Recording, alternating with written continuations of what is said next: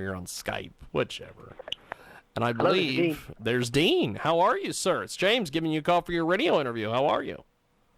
I'm good. How are you? Pretty good, actually. I am very interested in chatting with you today because this book, The Hidden Nazi, The Untold Story of America's Deal with the Devil, is an absolutely amazing read. Tell me a little bit about this book.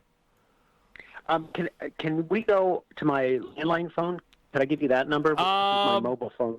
Okay. I've only got this number, so I guess give me that number and I'll dial you back. Well, if the connection's good enough, we can do it. Oh, the connection's fine. You sound fine. You sound. Okay, well, let's do it. You sound in very good here. We have got Dean Router with us today. He's the author of The Hidden Nazi, The Untold Story of America's Deal with the Devil. He's with us today here on Skype Audio. So tell us about this book. Well, James, it's great to be with you, first of all. This is a book I'm extremely proud of. It's available everywhere now. Of course, you can't go to a bookstore anymore. You got to buy it online. But it is the tale of a Nazi SS general. Nobody's ever heard of him. He's all-powerful, allegedly, at the end of the war, he walked off into the woods and committed suicide. But wow, our research completely wrong. I'll tell you, there's a lot of, there's a lot of things about history with the Nazis, and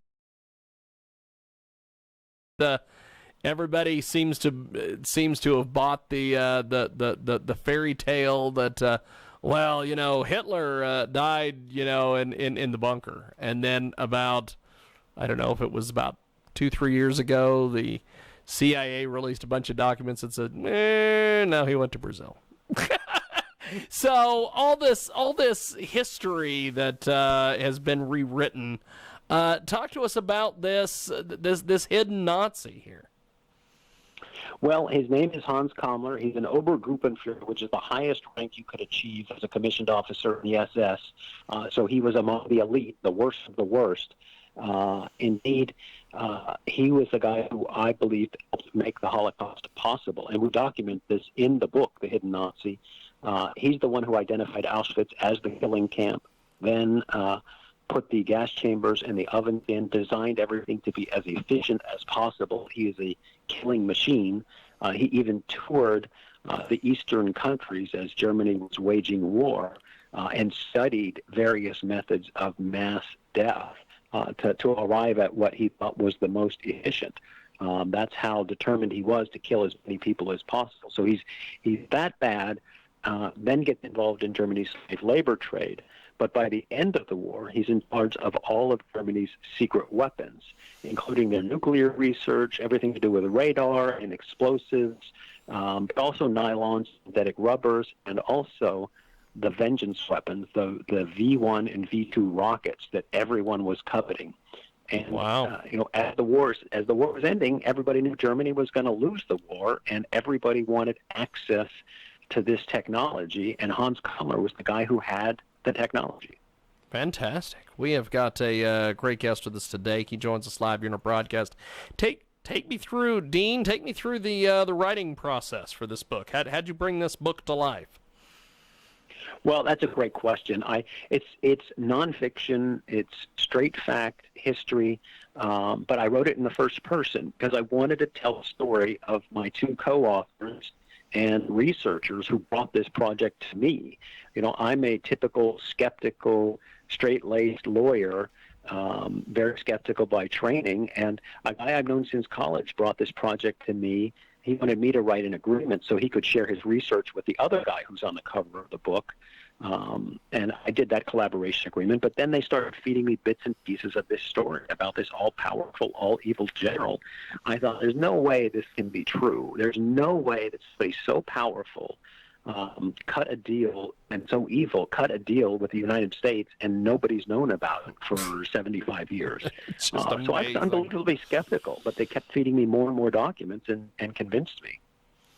Why is it that the Nazis were what they were, and like you bring up in this book, you know, we've done revisionist history and guys cutting deals and all these things. Why is it taken so long for folks to learn the real truth about what really happened with the Nazis? Yeah, well, that's a great question, James. First, I think some of it's benign. It was just a lot of things going on all at once, hundreds of millions of people involved in this, and everybody's, to some extent, doing different activities. So it's just hard to track down. But secondly, and especially in the case with Kammler and other deals the United States did with other Nazis, as the war's ending, everybody starts to realize the Soviet Union is going to be the new enemy. They're going to be the existential threat. As bad as he was, Hitler, never had a personal gripe against the United States. He envisioned a post-war United States. The Soviet Union, in contrast, is sort of incompatible with freedom and democracy. So as the war's ending, we start recruiting Nazis because they knew how to fight the Soviets. They knew their secrets. They had a network, intelligence networks throughout Europe. So we started recruiting them. But it was this uncomfortable alliance where we wanted the technology they had, we wanted the intelligence networks they had, but yet we didn't want to be openly associated with them because they had killed millions and millions of people in a genocide.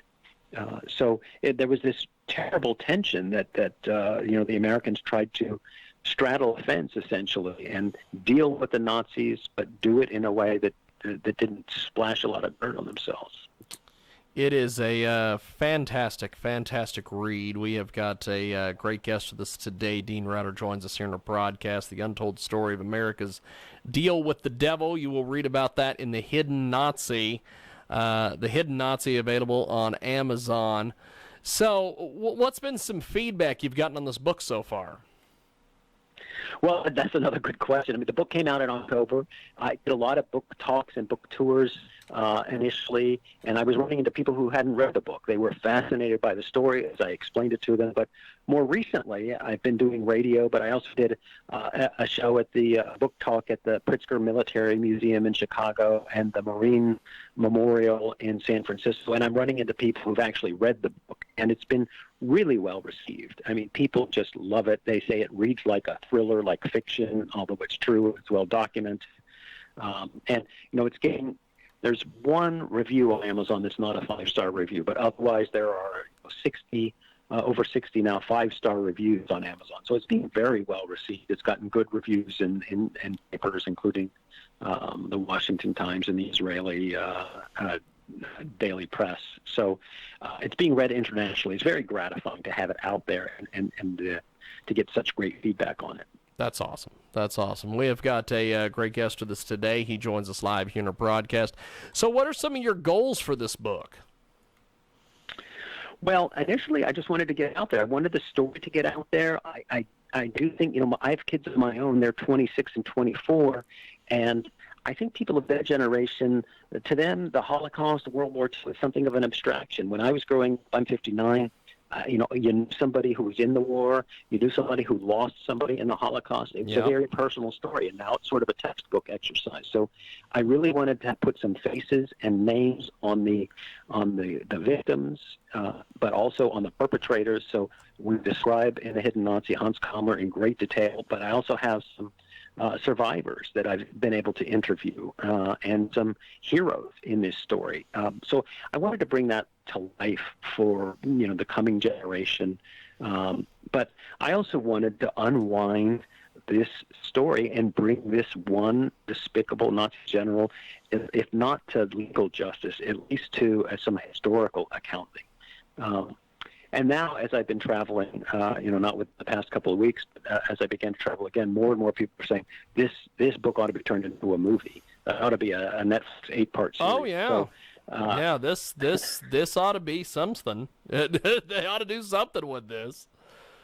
So I'm beginning to have that ambition for the project as well. But it's really good to have it in writing and have it available and have it so well received. Now, knowing all that we know about the Nazis, whether it was back when it first happened or through unreleased documents or whatever, do you think that there ever will be something like the Nazis? I know that I know that the jihad, or all the guys over in the Middle East, they really want to be Nazis, but they are like nothing compared to the Nazis. Do you think that there ever will be anything like that, or is that just a 1 in a billion thing? Well, gosh, you hope not. Obviously, I mean there was a lot of sort of a perfect storm that led to World War II and led to the rise of fascism. Having said that, the ability of people to be cruel and even inhumane to one another never ceases to amaze me. And a lot of people think that World War II happened and the Holocaust happened with only a few people involved. Most people didn't know what was happening in Germany and in the Eastern European countries where all the concentration camps were. I came to a different conclusion after doing this research. Slave labor was so pervasive, so ubiquitous. Every factory was using it. Civilians were working alongside slaves that were enslaved and worked to death. So the knowledge of what was happening to these poor people is much broader than, I think, conventional history reports. So all of that points to the idea that maybe this could happen again. And you have to be mindful. I can tell you one thing that we learned and we documented in the book, in the Hidden Nazi, is Germany, as it knew it was losing the war, was making plans for a Fourth Reich. Oh, really? Not just making plans, but taking positive steps towards it. Yeah, and we document all that in the book. There's a 1953 CIA report, so 8 years after the wars ended, a 1953 CIA report that reads like an alarm bell when it comes off to the Fourth Reich. Our CIA was terrified about the rise of a Fourth Reich back then. It never came to pass, but it's an interesting story, a little story, just a thread in the book. Wow. We have got a great guest with us today. He joins us live here on our big broadcast. And so with this book and putting this out there, why is it that Nazis seem to be like really popular right now? Because there's this what is it? Amazon has a TV series where they're hunting down Nazis and all these things. Why are Nazis like popular? Well, so that's a great question. I like to think that there is a fascination, yes, with Nazis and with the macabre. And I mentioned in this book, I wrote it in first person. I mentioned that I have a little bit of that in me. It's like it's a struggle really to find out what went wrong and how it went wrong. And, how a culture that was so advanced, I'm talking about 1930s Germany, they were so advanced, how could things have gone off the rails so quickly and so severely?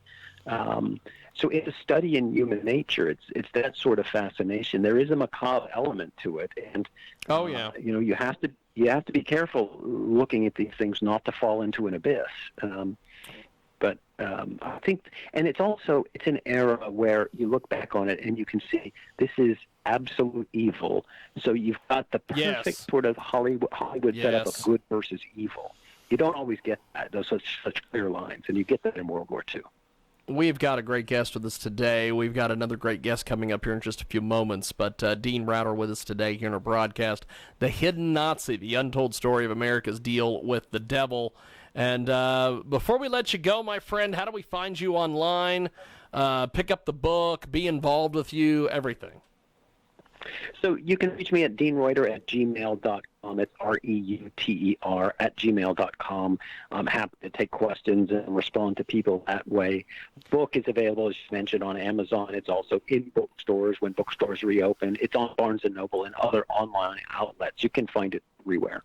And I should mention, it's available in hardback, but also Audible and on Kindle. So fantastic. In any format you want. Fantastic. Well, I appreciate the time, and we will talk to you soon. Dean, have yourself a wonderful, wonderful